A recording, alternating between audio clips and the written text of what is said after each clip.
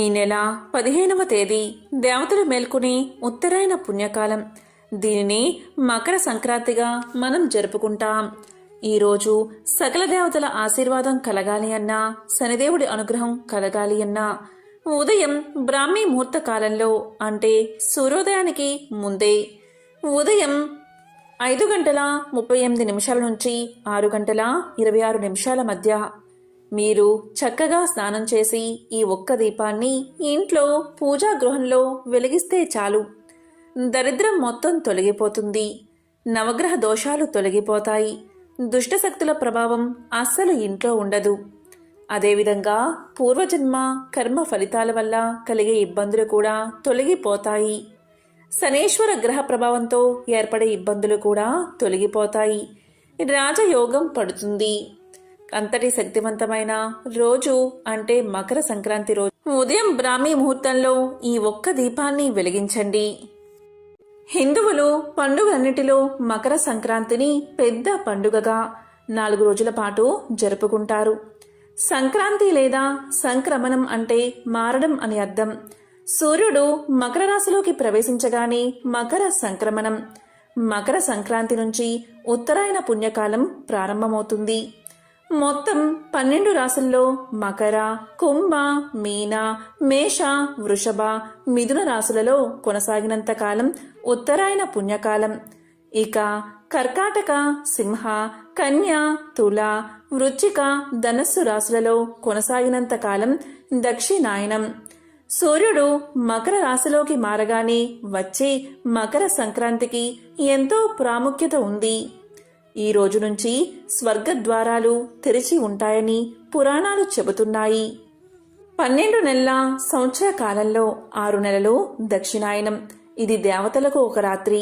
6 నెలలు ఉత్తరాయణం, ఇది దేవతలకు ఒక పగలు. కాబట్టి దేవతలు మేల్కొనే కాలమే ఉత్తరాయణ పుణ్యకాలం. కాబట్టి ఉత్తరాయణ పుణ్యకాలం వరకు వేచి ఉండి మరణించాడు మహానుభావుడైన భీష్మ పితామహుడు. మకర సంక్రాంతి రోజు ముఖ్యంగా 3 విధులు ఆచరించాలి.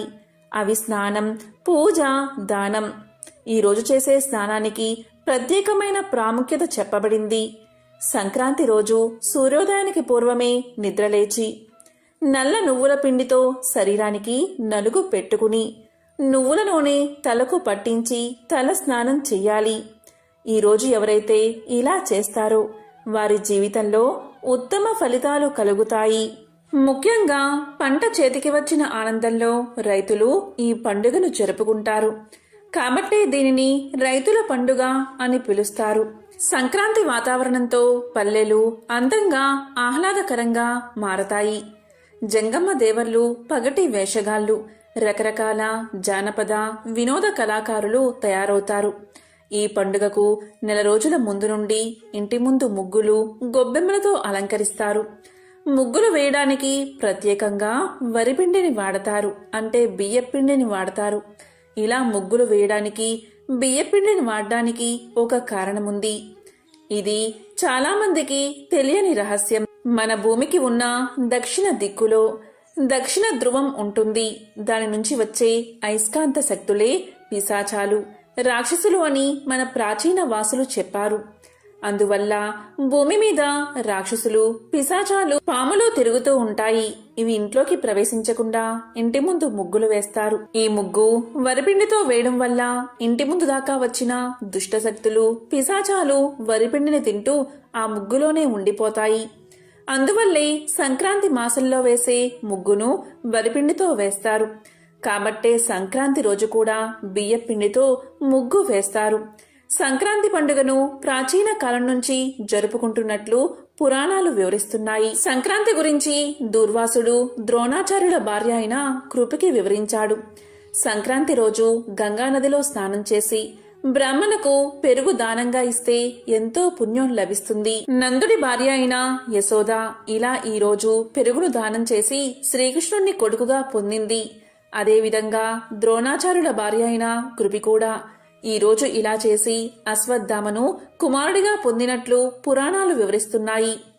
ఉత్తరాయణ పుణ్యకాలమైన సంక్రాంతి రోజు చేసే ఏ దానమైనా సరే శ్రేష్టమైనదని పురాణాలు వివరిస్తున్నాయి. అదేవిధంగా ఈరోజు తెల్ల నువ్వులను పంచదారతో పాలతో కలిపి సేవించడం వల్ల శని దోషాలు నివృత్తి అవుతాయి, అకాల మృత్యు దోషాలు తొలగిపోతాయని శాస్త్రవచనం. ఈరోజు పెరుగును దానంగా ఇస్తే సంతానం సౌఖ్యం కలిగి వంశం సక్రమ మార్గంలో నడిచి సమాజంలో మంచి పేరును గడిస్తారు. ఇక ఈ రోజు స్త్రీలు అఖండ సౌభాగ్యాలను ఇచ్చే పసుపు కుంకుమ దానం చేస్తే ఎంతో మంచిది. ఈ రోజు ఉదయం స్త్రీలు గౌరీదేవికి, లక్ష్మీదేవికి, సరస్వతీదేవికి విధిపూర్వకంగా పూజ చేసుకుని పసుపు కుంకుమ పండు తాంబూలాలతో మంత్రపూర్వకంగా దారపోసి వాటిని సౌభాగ్యవంతులకు పంచి పెడతారు.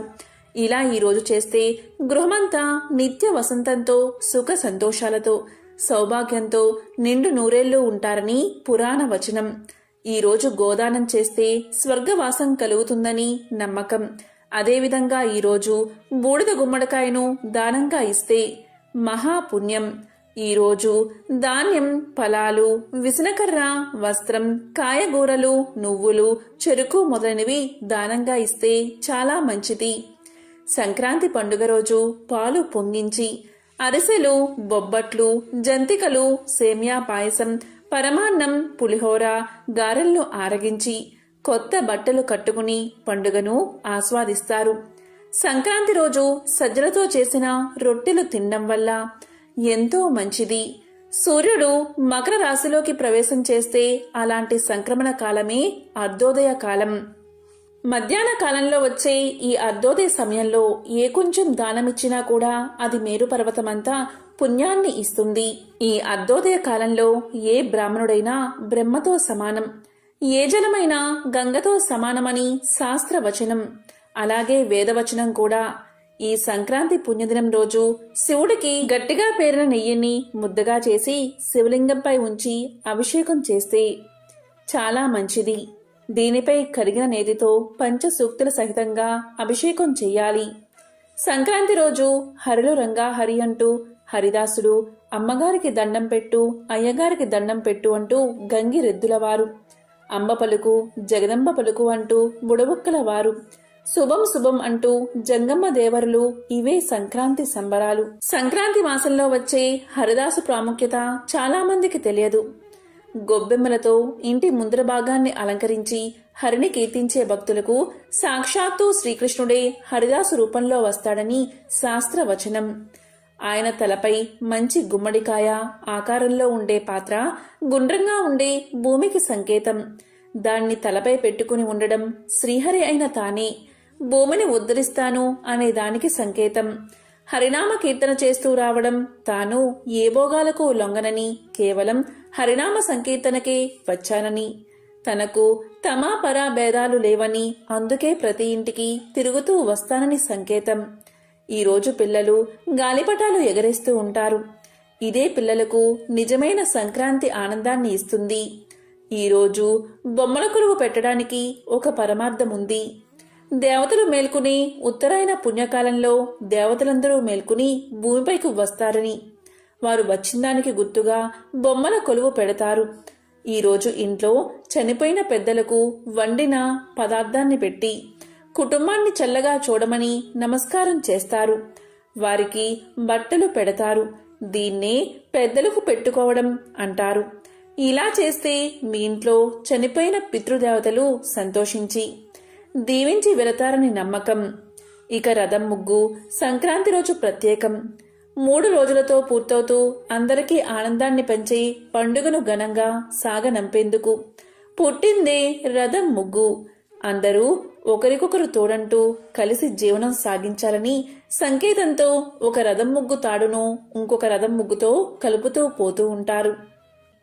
ఇక వీడియోలోకి వెళ్తే, మకర సంక్రాంతి సమయంలో అంటే మకర సంక్రాంతి రోజు ఏ రంగు దుస్తులు ధరిస్తే విశేషమైన పుణ్యం కలుగుతుందో, స్త్రీ పురుష భేదం లేకుండా ఎవరైనా సరే ఏ రంగు బట్టలు ధరించాలో ఇప్పుడు తెలుసుకుందాం.